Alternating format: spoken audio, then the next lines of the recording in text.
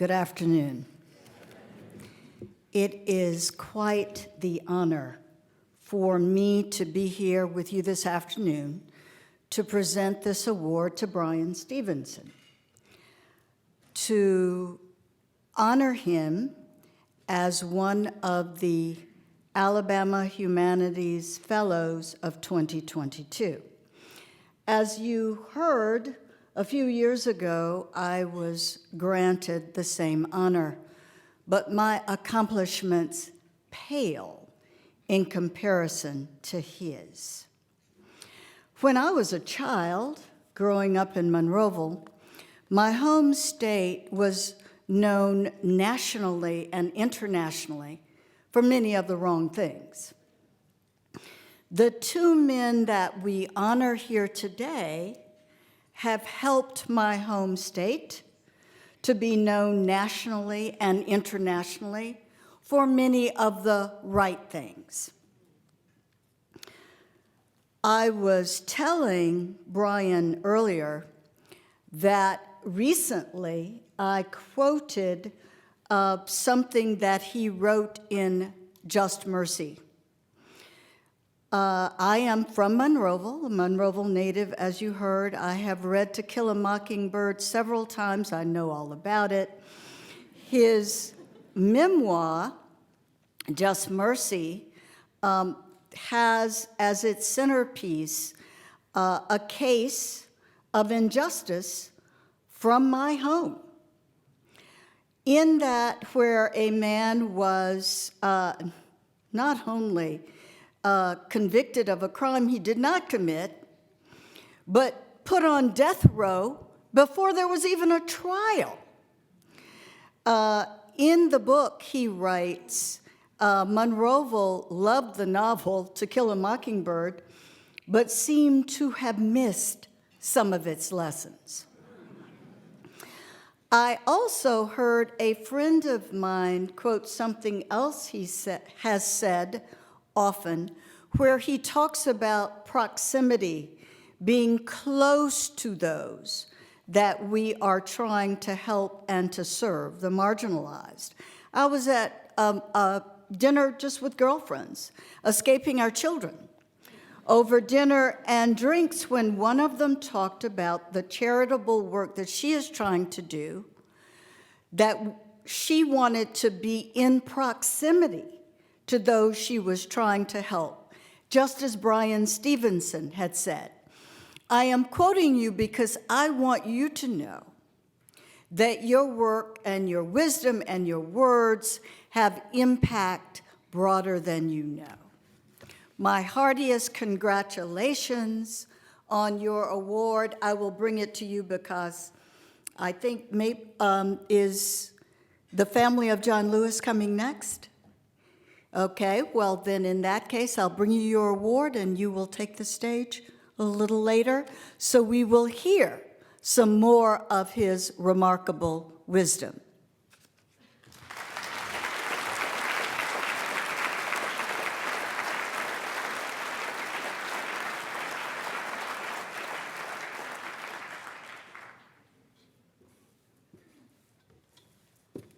Okay, this is my last time. Let's see where we are. And now, another Alabama Humanities Fellow, class of 2017, the Honorable John Myron Thompson, is an exceptional Alabamian. His title is Senior United States District Judge, but that only tells part of the story of this remarkable man who grew up in Tuskegee, Alabama, and went on to Yale to earn undergraduate and law degrees at a time when few African Americans made it to the Ivy League. He returned to an Alabama law practice until Jimmy Carter chose him to fill an important seat on the bench, where he served from 1980. Judge Thompson?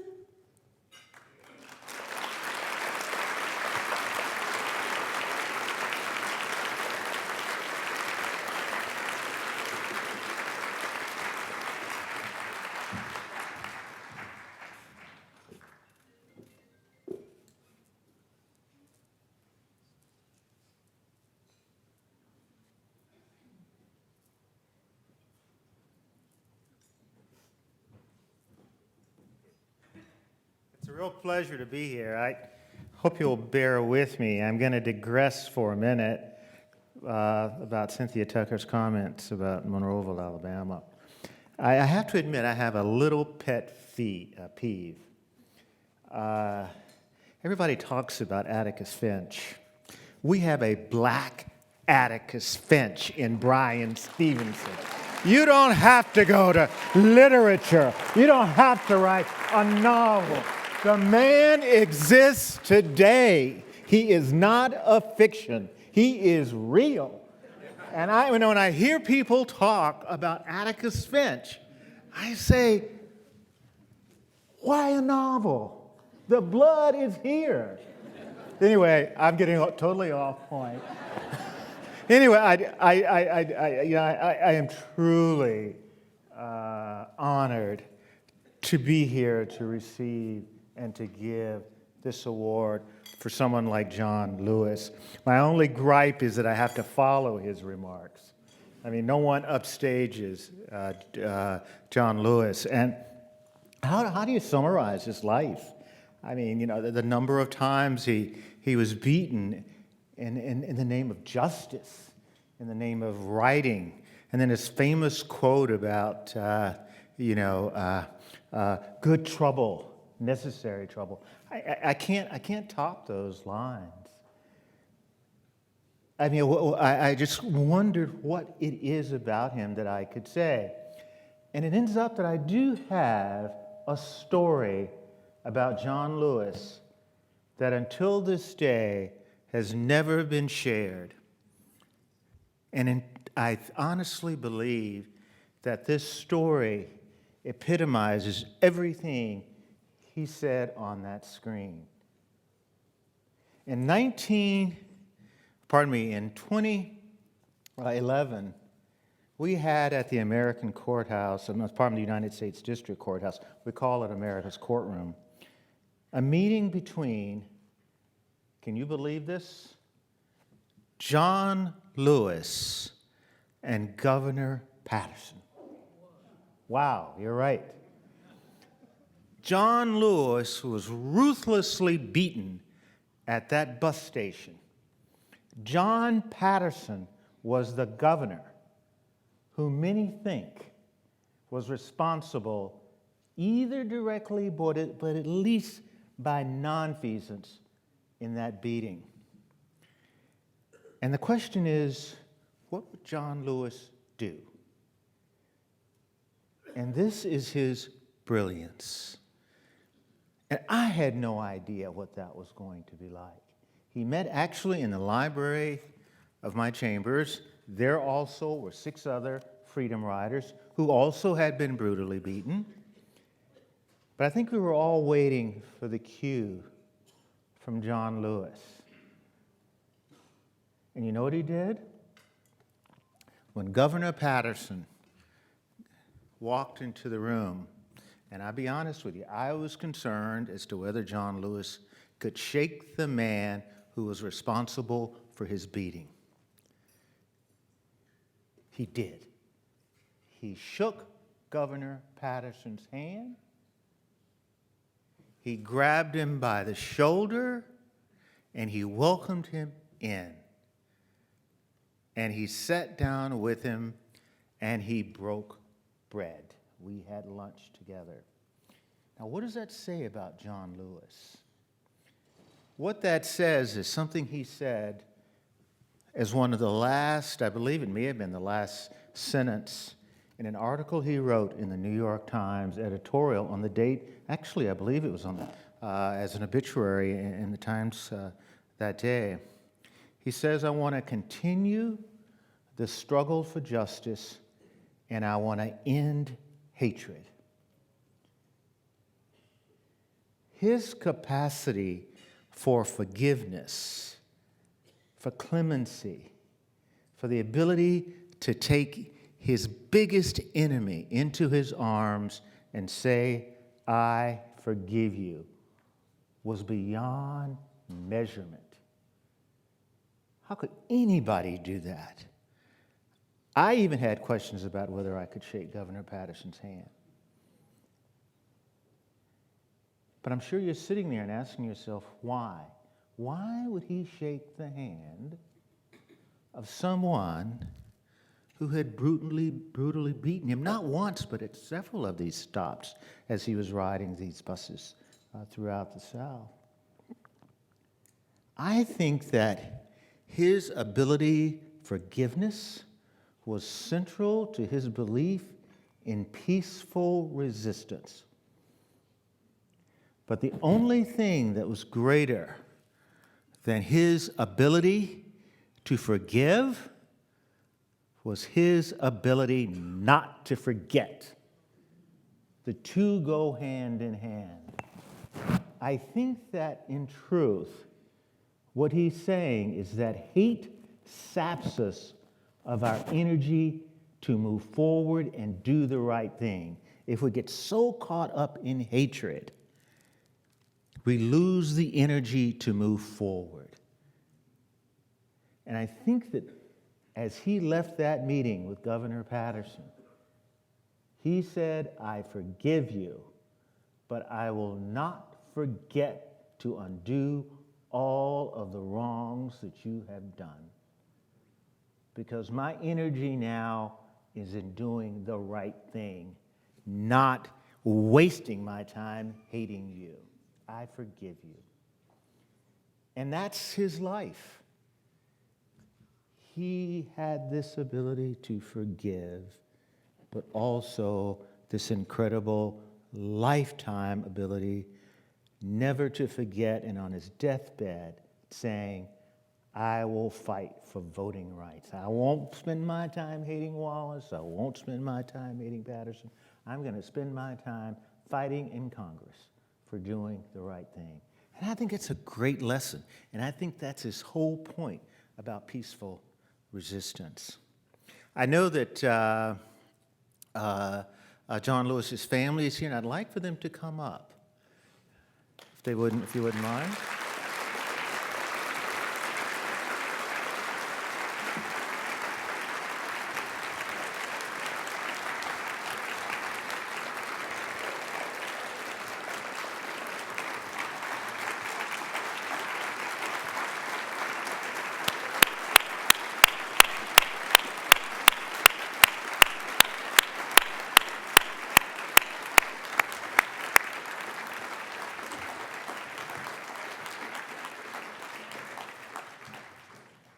These are his two nieces, am I correct? That's correct. Well, why don't you tell us who you are, if you don't mind?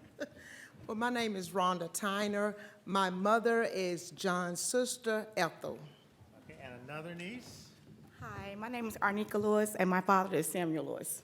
Very good. And I keep getting these two confused. The cousin and the nephew. Right. The cousin, please come. Well, the brothers will save for last. My name is Ron Lewis, and my father's name is Freddie. Thank you. And? Armand Carter, first cousin of John Lewis. Thank you. Now, I remember in the poem that, was it gorgeous? You mentioned chickens, and we all know that John Lewis preached to chickens. Anyone who's ever heard that story. So I wanted to ask these brothers whether he really did preach to chickens. And I believe you said, sir, that it's true, and you heard the sermons. Here you go. And by the way, there was some good chicken we had for lunch. Yeah, I heard John speak to the chicken many a time, and I heard him talk about speaking to the chicken, and the chicken would bow their heads. Sometimes his colleagues wouldn't do it in Congress, but they understood. But it's been a good day. Thank you. Thank you so much. And his other brother. Thank you. My name is Henry Lewis. I'm the youngest brother of the late Congressman John Lewis. Thank you. Well, did you want to add a little something? I do. Certainly, yes. Okay. Please do. Please do. I would like to, good evening. I would like to say thank you to the Alabama Humanities Alliance, and thank the Honorable Byron H. Thompson for choosing the late Congressman as one of the Alabama Humanities Fellows of 2022. And as a member of the Lewis family, we have created the John Robert Lewis Legacy Institute. We know that he left us a platform to stand on, and we want to take that because we got a chance to witness his life, his legacy. Actually, we consider ourselves part of his legacy. So we want to continue that effort to make a change because he worked his entire life for change. He saw something that was not right. He felt he had a moral obligation to say something, to do something. And he worked really hard in doing that. And I don't want to sound like a broken record, but you stole some of my Your thunder? remarks. But it's good. It was all true. Well, let me say this. If I stole some of your thunder, that's a real honor to me. That's good. They often called my brother, at least the Dr. Martin Luther King Jr. did, the boy from Troy. Right. I think he should have been called the forgiver because he had this uncanny ability, as you have just stated, to forgive people. He would forgive people for the most grievous things that they could do. The state trooper that beat him almost to death on the Edmonds Pettus Bridge contacted him, went to his office in Washington, D.C. at the Capitol, and asked him for forgiveness. And it was on CNN, on national TV. He said that I forgive you because hatred is too heavy of a burden to bear. And I thought, what a symbol of forgiveness. I told my brother one time, I think if he stepped on a nail and it stuck a hole in his feet, I think he would tell the nail, I forgive you, because he was just that kind of person. He could forgive you for the worst things you could possibly do. So on behalf of the Lewis family, thank you all so much for honoring the late Congressman John Lewis. I hope we can represent his legacy as well as he's presented it to the world. Again, thank you so much. Very good. Oh.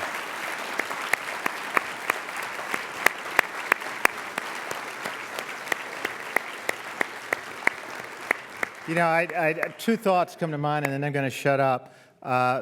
Joan Mooney is here from Faith in Politics, which was an incredible organization that John Lewis led in our U.S.